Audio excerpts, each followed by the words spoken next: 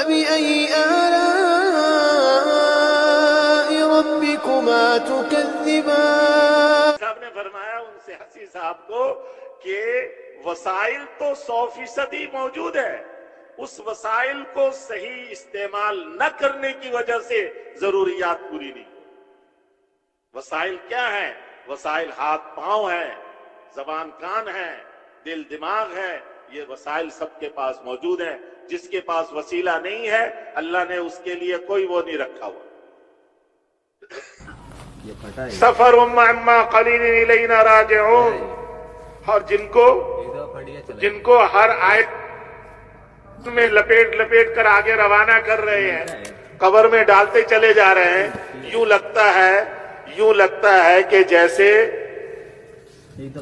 ابھی سفر میں گئے ہیں، تھوڑی دیر بعد آ جائیں گے. ایک طرف تو یہ ہے، اور دوسری طرف ناکلو تراثہم کأننا مخلدون بعدہم.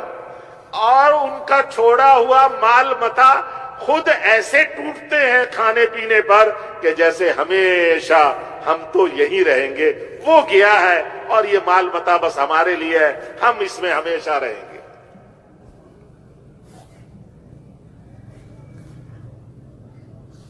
توبہ لمن شغلہ عیب عن عیوب الناس. خوشخبری ہے، مبارکبادی ہے.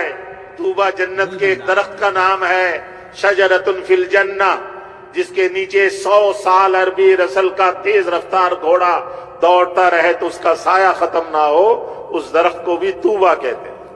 حضور نے فرمایا طوبہ جنت کا وہ خوشنما درخت، یا طوبہ خوشخبری ہے، مبارکبادی ہے اس شخص کے لیے جو اپنے عیب کو دیکھنے میں اتنا مشغول ہے کہ اس کو دوسروں کے عیوب دیکھنے کی فرصت ہی نہیں ہے. ہمارا حال تو الٹا ہے، ہمیں دوسروں کے عیوب دیکھنے میں اتنا موقع ملتا ہے کہ اپنے عیب کو دیکھنے کے لیے وقت ہی نظر نہیں.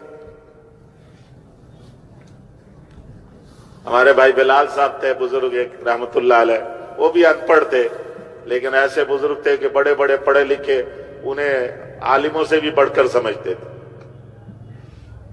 وہ فرماتے تھے جب تم کسی کی طرف یوں انگلی سے اشارہ کرتے ہو نا، اوئے تو ایسا ہے. جب ایک انگلی سے کسی کی طرف اشارہ کرتے ہو تو یہ 3 انگلیاں تیری طرف اشارہ کرتی ہے کہ تیرے اندر 3 دفعہ یہ خرابی ہے. جس خرابی کی وجہ سے تو اس کی طرف انگلی اٹھا رہا ہے 3 مرتبہ ہے، 3 انگلیاں تیری طرف جا رہی ہیں. اپنی طرف دیکھ. حضور فرما رہے ہیں خوشخبری اس شخص کے لیے ہے جو دوسروں کے عیوب دیکھنے سے اپنے آپ کو غافل کر لے، اپنے عیب کو دیکھنے میں مشغول رہے، اپنی خرابیاں دیکھتا رہے اور اس کو درست کرنے کی فکر لگی رہے.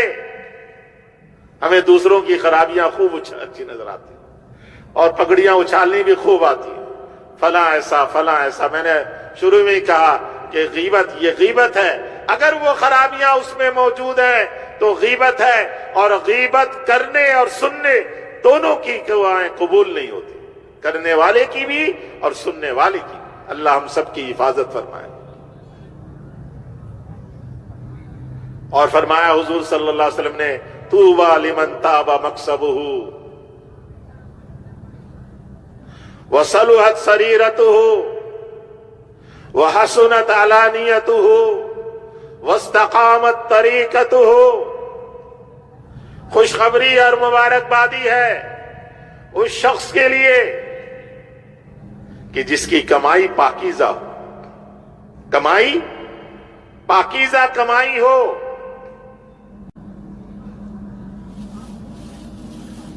اور جس کے پوشیدہ اعمال جو چھپ چھپ کر کرتے ہیں وہ نیک ہو.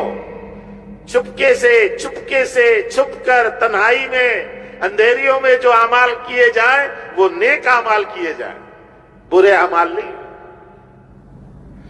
اور جس کے अलल एलान आमाल खुशनुमा हो, हसीन और जमील हो।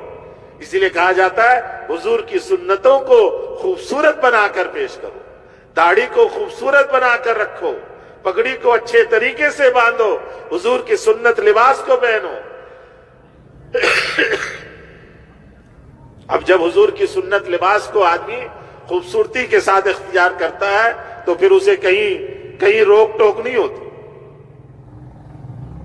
दुनिया जहां में हाजी साहब के साथ हम फिरे 150 से ज्यादा मुल्कों में, कहीं किसी जगह किसी एयरपोर्ट पे 1 मिनट से ज्यादा वक्त नहीं लगता था हमें गुजरने में।